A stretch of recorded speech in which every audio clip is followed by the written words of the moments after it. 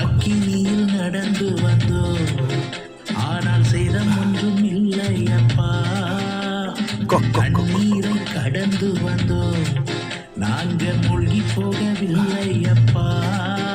உங்க கிருபை எங்களை விட்டு இமை பொழுதும் விலகலப்பா.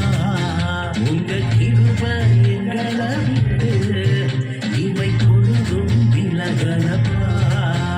எங்கள் தேவன் எங்கள் ராஜா நாங்கள் போற்றிடும் எங்கள் கண்மலை. எங்கள் தேவன் எங்கள் ராஜா நாங்கள் போற்றிடும் எங்கள் கண்மலை.